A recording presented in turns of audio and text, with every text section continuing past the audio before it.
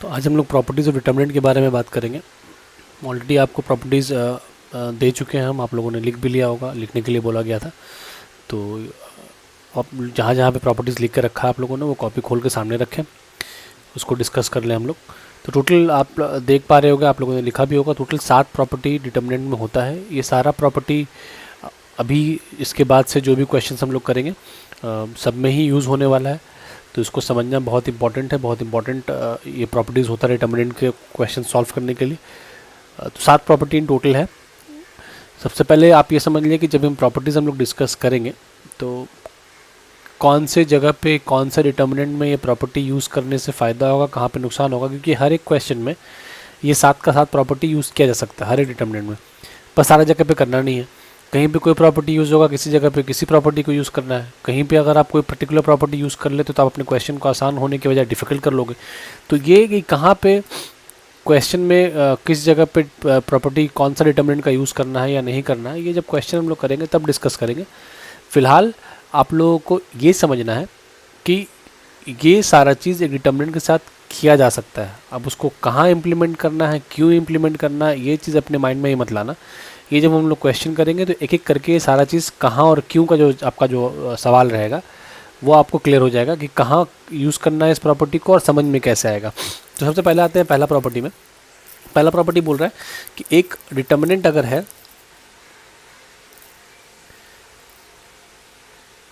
इस तरीके से एक 3 रो 3 कॉलम का डिटर्मिनेंट हम लोग ले लेते हैं, तो आप चाहें तो उसके रो और कॉलम को इंटरचेंज करवा दो। लिखा है for row and it's corresponding column. Corresponding column का मतलब हो रहा है कि अगर फर्स्ट रो है तो फर्स्ट रो को फर्स्ट कॉलम से ही चेंज करवा सकते हैं, सेकंड रो है तो सेकंड कॉलम से, फर्स्ट रो को सेकंड कॉलम के साथ नहीं करवा सकते चेंज।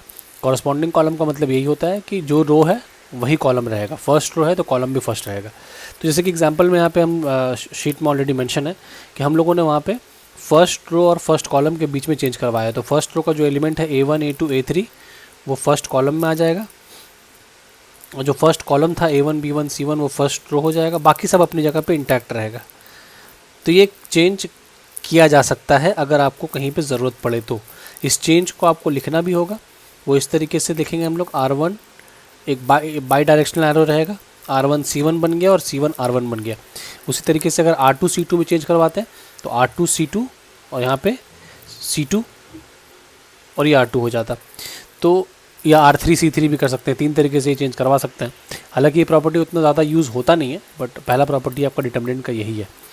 दूसरे प्रॉपर्टी में ये बता रहा है कि ये जो चेंज करवाया हम लोग पहले प्रॉपर्टी में रो और कॉलम के बीच में, उसके कॉरस्पॉन्डिंग कॉलम के बीच में, यही चेंज आप किसी 2 रो या किसी 2 कॉलम के बीच में भी करवा सकते हो। ये लिखा है यहाँ पे, इफ़ एनी 2 रोज और column of a determinant are interchanged then the value remain same.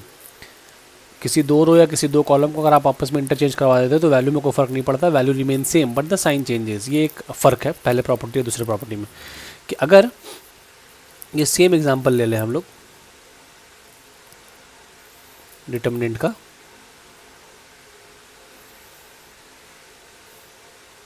हम लोगों ने जो एग्जांपल में देखा है वो देखा होगा आप लोगों ने R1 और R2 को इंटरचेंज करवाया है। तो यहाँ R1 और R2 को इंटरचेंज नहीं करवा के हम किसी और कॉलम C1 और C3 को इंटरचेंज करवा देते हैं, मतलब फर्स्ट कॉलम और थर्ड कॉलम के बीच में इंटरचेंज करवा देते हैं। तो ये अलाउड है। जो यहाँ पे फर्स्ट कॉलम था उसके जगह पे थर्ड कॉलम चला आएगा, और फर्स्ट रो का जो वैल्यू है वो फर्स्ट कॉलम का जो वैल्यू है वो थर्ड कॉलम की जगह पे चला जाएगा।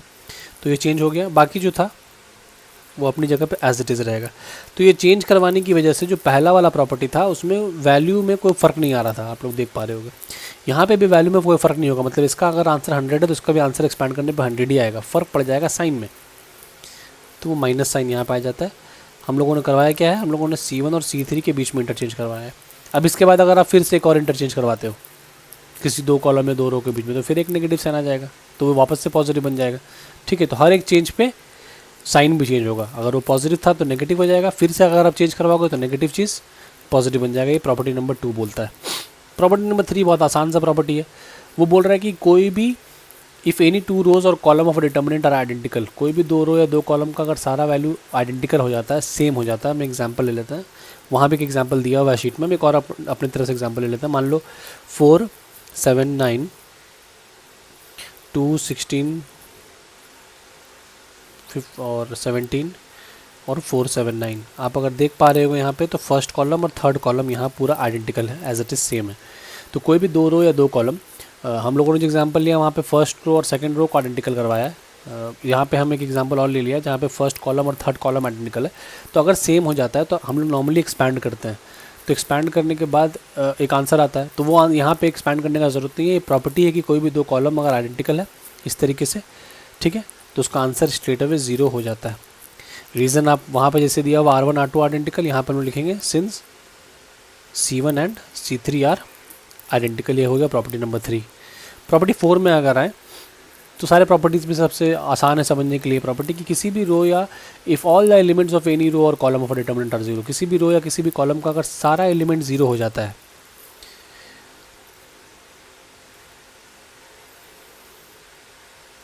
इस तरीके से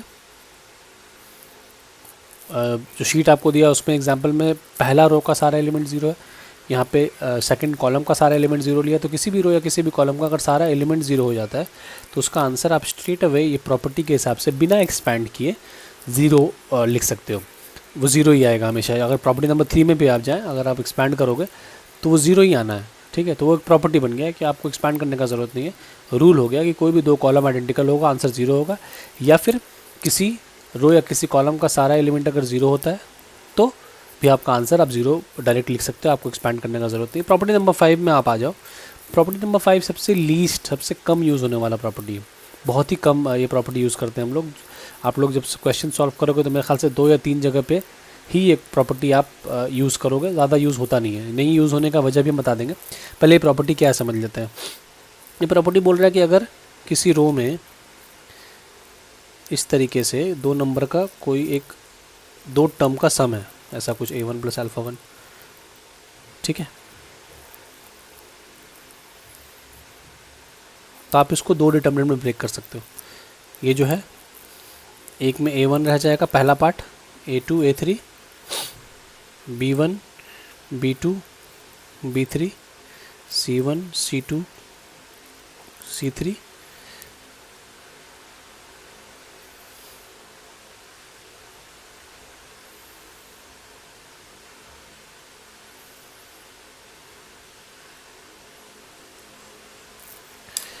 इस तरीके से A1 अल्फ़ा 1 यही बोल भी रहा है, if all the elements of any row और column of a determinant are sum of 2 numbers, if all the elements of any row are sum of 2 numbers, then the determinant can be expressed as the sum of 2 determinants whose other rows and columns remains same, whose other rows and columns remains same, जिनके बाकी रोज और columns जो है, जैसे कि ये देखो B1 B2 B3 ये सेम है दोनों में, ठीक है।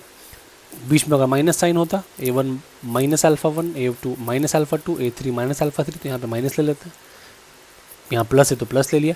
अच्छा, यहाँ पे इस प्रॉपर्टी में एक मिसकंसेप्शन है, उसको हम लोग क्लियर कर लेते हैं पहले, कि मान लें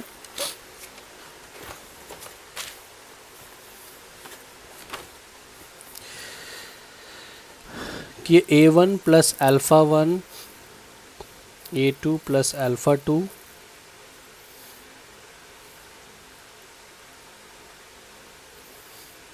B2 plus beta 2, B3 plus beta 3, C1 plus gamma 1, C2 plus gamma 2, C3 plus gamma 3 होता। तो कई लोग क्या करते हैं, जब स्टार्टिंग में डिटर्मिनेंट आता है तो A1 A2 A3 B1 B2 B3 C1 C2 C3 कर लेते हैं, और एक में डाल देंगे alpha 1 alpha 2 alpha 3, beta 1 beta 2 beta 3, gamma 1 gamma 2 gamma 3। तो ये इनकरेक्ट है, ये नहीं कर सकते हम लोग, ये टेक्निक गलत है, क्योंकि इसमें लिखा है कि एनी रो और any column of a determinant are sum of 2 numbers. कोई भी एक रो एक कॉलम को ही आप एट अ टाइम ब्रेक कर सकते हैं। आपको अगर करना भी है तो आप क्या कर सकते हो कि आप पहला रो को ब्रेक किए, ठीक है, जो करेक्ट मेथड है वो दिखा दे रहे इसको ब्रेक करने का। आप पहले रो को ब्रेक किए,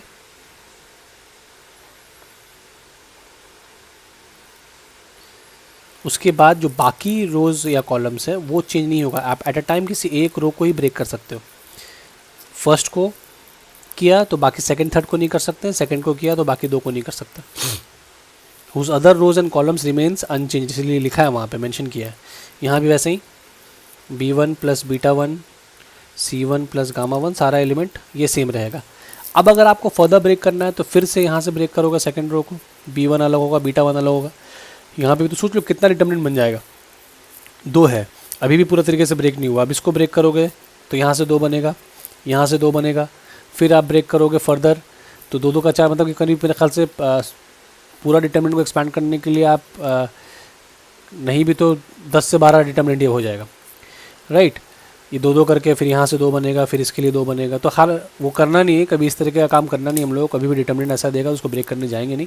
और जो बताया था स्टार्टिंग में कि प्रॉपर्टी यूज़ नहीं करते, क्योंकि ज़्यादातर जगह पे ये प्रॉपर्टी यूज़ करने से क्वेश्चन आसान होने के बजाय डिफ़िकल्ट हो जाता है। वजह ये है कि बाकी प्रॉपर्टी में तो ठीक है वैल्यूज़ आ जा रहा था, यहाँ पे ये एक अकेला प्रॉपर्टी है जो डिटर्मिनेंट को एक की बजाय आप अगर ये प्रॉपर्टी यूज़ करते हो तो 2 डिटर्मिनेंट में ब्रेक कर देता है। तो पहले आप एक ही डिटर्मिनेंट को मैनेज कर रहे थे, अब 2 2 करना पड़ता है। तो ये ज़्यादा कॉम्प्लिकेटेड हो जा रहा है, क्योंकि 2 डिटर्मिनेंट में अलग अलग प्रॉपर्टी यूज़ करना, अलग अलग तरीके से सॉल्व करने से अच्छा एक डिटर्मिनेंट रहे। तो इस वजह से हम लोग इस प्रॉपर्टी को अवॉइड करते हैं। पर कुछ एक जगह पे ये प्रॉपर्टी हेल्पफुल होता है। अब वो समझ में कैसे आएगा कि कहाँ पे ये प्रॉपर्टी यूज़ करना है, मैक्सिमम केसेस में ये नहीं करना है यूज़, ये मान के चलें। कुछ 2-3 रेयर क्वेश्चन होता है जहाँ पे प्रॉपर्टी का यूज़ होता है, तो वो क्यों करेंगे उसका भी आपको रीज़न मिल जाएगा, समझ में आ जाएगा कि यहाँ पे प्रॉपर्टी यूज़ करना क्यों है, ये समझ में कैसे आएगा। तो वो प्रॉपर्टी करते वक्त डिस्कस करेंगे। आगे बढ़ते हैं। नेक्स्ट प्रॉपर्टी है प्रॉपर्टी नंबर 6। ये बहुत ही ज़्यादा कॉमन प्रॉपर्टी है, बहुत ज़्यादा यूज़ होने वाला प्रॉपर्टी है। प्रॉपर्टी नंबर 6 सॉरी, ये बोलता है कि इफ एनी रोज और column of determinant is multiplied by a value in the determinant is multiplied by that value. उसको सिंपल वर्ड में समझाते हैं हम कि नॉर्मली होता क्या है कि किसी भी ब्रैकेट के अंदर से अगर आप कुछ कॉमन निकाल रहे हो, अंदर में एक टर्म है ब्रैकेट में दिया हुआ है, आप बाहर निकाल रहे हो कॉमन, तो वो कॉमन तभी निकलता है जब वो टर्म अंदर प्रेजेंट सारे टर्म से कॉमन आ जाए, मतलब सब में वो प्रेजेंट हो, तभी आप कॉमन निकाल सकते हो। जैसे कि ax plus B X plus C X, अगर ये एक टर्म दिया है तो उसमें से एक सब कॉमन निकाल सकते हो, क्योंकि x a b c के सबके साथ है, तो x कॉमन निकलने के बाद ब्रैकेट में a प्लस बी प्लस सी लिखा जाएगा। पर डिटर्मिनेंट भी अगर आप देखा जाए तो डिटर्मिनेंट भी एक तरह का ब्रैकेट होता है, तो ये भी उस प्रॉपर्टी को फॉलो करना चाहिए। पर नहीं, ऐसा नहीं, डिटर्मिनेंट थोड़ा अलग है। मैट्रिसेस इसी रूल को फॉलो करता है कि जब तक सारे एलिमेंट से कॉमन नहीं होगा, ये के सब में नहीं होगा, तब तक के बाहर नहीं आएगा। अगर ये मैट्रिक्स होता, पर डिटर्मिनेंट होने के बाद ये रूल थोड़ा चेंज हो जाता है कि ये रूल में क्या तब्दीली आ जाता है कि अगर किसी एक रो या किसी एक कॉलम से भी कुछ कॉमन निकल रहा है तो वो डिटर्मिनेंट का कॉमन बोला जा सकता है। वही बोला है कि इफ़ अ रो और column of determinant is multiplied by a value, कि कोई भी एक रो अगर एक वैल्यू से मल्टीप्लाई हो रहा है तो उसको आप पूरे डिटर्मिनेंट से मल्टीप्लाई कर सकते हो। इस तरीके से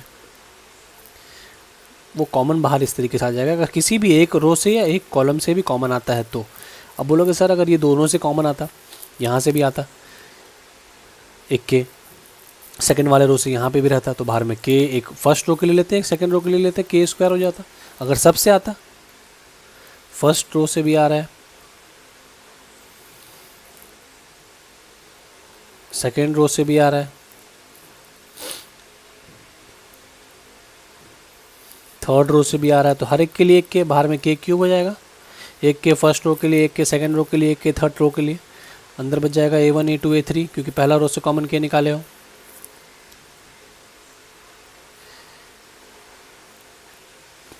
अगर मान लो सबसे अलग अलग आता, एक से M आता, एक से N आता, एक से P आता, तो बाहर में MNP लिखा जाता, अगर अलग अलग कॉमन आ रहा था तो ये 6 प्रॉपर्टी। अब चलते हैं हम लोग लास्ट प्रॉपर्टी की तरफ, जो सबसे ज़्यादा यूज़ होने वाला और सबसे ज़्यादा इंपॉर्टेंट प्रॉपर्टी है।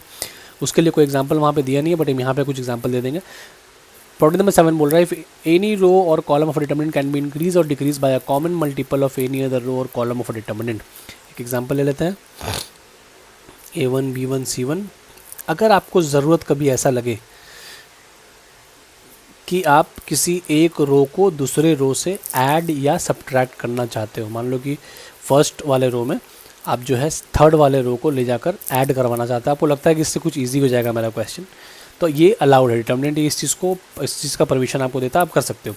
तो उसको मैं पहले मेंशन करना पड़ेगा कि हम R1 को ना चेंज कर रहे हैं, R1 डैश, ये इंडिकेट करता है कि हम R1 की वैल्यू को चेंज करने जा रहे हैं, और चेंज किस में करने जा रहे हैं, R1 प्लस R3 में। तो डिटर्मिनेंट बन के हो जाएगा R1 में R3 ऐड हो गया,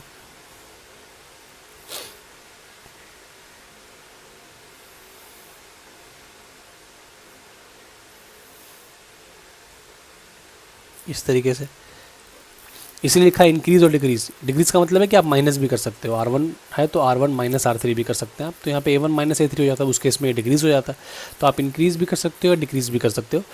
अच्छा, एक साथ किसी एक रो में दो रो को भी ऐड किया जा सकता है। मान लो कि ये फर्स्ट कॉलम है, ये हम एक अलग एग्जाम्पल दिखा रहे हैं उसी का। ये एक हो गया, ये दूसरा एक एग्जाम्पल है, उसी में हम एक और ऑपरेशन कर रहे हैं इसमें कि मान लिया जाए कि तीनों कॉलम को एक साथ ऐड करना चाह रहे हैं, C1 में दोनों को एक साथ, तो ये भी अलाउड है, आप कर सकते हो। तो हम C1 में चेंज करवा रहे हैं, मतलब फर्स्ट कॉलम में, तो उसमें C2 C3 ऐड हो रहा था, ऐसा कुछ हो जाएगा।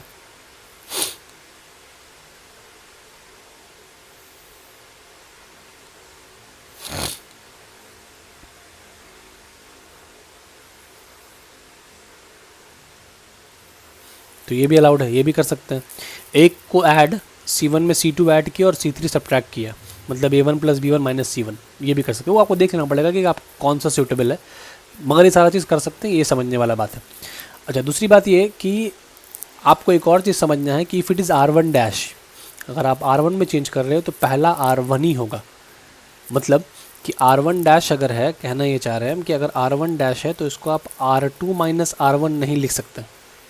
If it is R1 dash it has to be R1 first, उसके बाद R2। R1 डैश है तो पहला टर्म R1 होगा, अब उसके बाद अब इसमें कुछ भी लिखो, R2 ऐड करो, R3 ऐड करो, सब्ट्रैक्ट करो, कुछ भी करो, पर पहले R1 आपको लिखना पड़ेगा। ठीक है, कई लोग ऐसा कर देते हैं R1 डैश है और R2 माइनस R1 कर दिया, अलाउड नहीं है। क्योंकि आप यहाँ पे क्या बोला है कि जो रो या कॉलम है वो अपनी जगह पे रहेगा, उसमें आप किसी दूसरे रो या कॉलम को ऐड या सब्ट्रैक्ट कर सकते हो। तो R1 डैश अगर है तो R1 रहेगा अपनी जगह पे, अब उसमें कुछ घटाया बढ़ाया जा सकता है, तो उसमें प्लस R2 कर सकते हो या माइनस R2 कर सकते हो, पर R1 अपनी जगह पे इंटैक्ट रहेगा, उसको चेंज नहीं कर सकते, उसके पोजीशन को ऑल्टर नहीं कर सकते। इसमें एक और चीज़ समझने की बात है, by a common multiple of any other row बोला है, तो वो चीज़ को हम लोग अभी तक मेंशन नहीं किया। मतलब ये हो रहा है कि जैसे कि यहाँ पे डायरेक्ट हम लोग R1 में R3 ऐड कर दिया, ठीक है। आप अगर चाहो तो R3 में कोई एक कॉमन मल्टीप्लाई, कोई एक कॉमन टर्म मल्टीप्लाई करके भी ऐड कर सकते हैं। हम एक एग्जांपल आपको दिखा रहे हैं, जैसे कि एक न्यूमेरिकल एग्जांपल ले लेते हैं, 2 4 8 7 9 3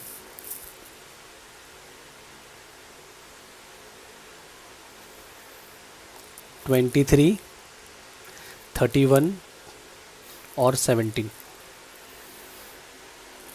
ठीक है, तो ये एक टर्म ले लिया हम लोग। अब यहाँ पे आप लोग ऑब्जर्व कर पा रहे कि नहीं कर पा रहे, अगर आप प्रैक्टिस करोगे तो आपको भी समझ में आएगा।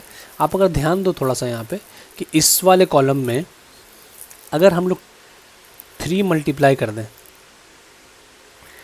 3 मल्टीप्लाई कर दें तो कितना बन जाएगा 21, और फिर इसमें ऐड कर दें तो क्या बन जा रहा है 23, मतलब इससे सेम हो जा रहा है। इसमें अगर 3 मल्टीप्लाई करें तो 27, ऐड करेंगे 31 हो जाएगा। मतलब ये है कि आप अगर C1 में C3 ऐड तो करें, ये तो अलाउड है ही है, सॉरी C2, पर अगर आपको ये लग रहा है कि C2 सिर्फ ऐड ना करके C2 में कॉमन टर्म मल्टीप्लाई करने के बाद उससे ऐड करें तो ये भी अलाउड है। तो वो कॉमन टर्म जैसे यहाँ पे हम लोग 3 ले लिया, तो वो 3 इसमें मल्टीप्लाई होगा नहीं, मतलब ये 21 ये अपना, क्योंकि हम सेकंड कॉलम में कोई चेंज नहीं करवा रहे हैं, second column as it is है, जो भी चेंज हो रहा है वो C1 में हो रहा है, और ये मल्टीप्लाई होकर के ऐड डायरेक्ट इसमें हो जाएगा। तो मेरा रिजल्ट क्या हो जाएगा, C1 मतलब 2 प्लस 3, C2 का वैल्यू क्या है 7, मतलब 23। उसी तरीके से यहाँ आ जाए तो C1 4 प्लस 3 इंटू C2 मतलब 9, देख लो 31, C1 8, 3 मल्टीप्लाई होगा C2 वाले एलिमेंट में 9 17। तो मेरा पहला कॉलम इस फॉर्मूला को फॉलो करने से हो जाएगा 23 31 17। ऐसा किया क्यों, उससे फ़ायदा क्या हुआ कि अब आपका फर्स्ट कॉलम, और ये क्वेश्चन सॉल्व कर रहे हैं, ये इस तरह का क्वेश्चन एग्जाम में आता है और हम वर्कशीट सॉल्व करके देखोगे उसमें भी है ये क्वेश्चन है। अब आप देखोगे कि फर्स्ट कॉलम और थर्ड कॉलम आइडेंटिकल हो गए, तो इसका आंसर आप 0 लिख सकते हो। क्यों, रीज़न क्या है, C1 and C3 are identical. तो यही बोल रहा है कि by a common multiple of any other, आप डायरेक्ट भी किसी रो या किसी कॉलम से ऐड सब्ट्रैक्ट कर सकते हो, या फिर आप किसी एक कॉलम को दूसरे कॉलम के साथ ऐड कर सकते हो मल्टीप्लाई करने के बाद। पर एक चीज़ याद रखना, जैसे कि 3 C2 किया है, पर ये 3 यहाँ मल्टीप्लाई नहीं होगा, बिकॉज C2 में कोई चेंज हम लोग नहीं कर रहे। क्लियर है, आप किसी को भी ऐड, 2 कॉलम को ऐड या सब्ट्रैक्ट कर सकते हो, मल्टीप्लाई दो कॉलम के बीच में, मतलब R1 dash equal to R1 into R3 नहीं कर सकते, ठीक है, सिर्फ एडिशन सब्ट्रैक्शन अलाउड है। हाँ, किसी एक कॉलम में कोई एक पर्टिकुलर नंबर कॉमन मल्टीप्लाई करने के बाद भी इस तरीके से हम लोग ये कर सकते हैं। अभी भी बहुत सारा चीज़ सीखने को है प्रॉपर्टीज़ में, हम ये नहीं बोल रहे कि हम लोग पूरे तरीके से सीख लिया। जो क्वेश्चंस करेंगे तो टाइम टू टाइम और जो है इसके बारे में हम लोग जानेंगे। अभी जितना को जानना था, जो समझना था, वो इसमें बता दिया है। इसके बाद जब क्वेश्चंस करेंगे तो बाकी जो हम लोगों का डाउट्स रहेगा वो क्लियर हो जाएगा, ठीक है।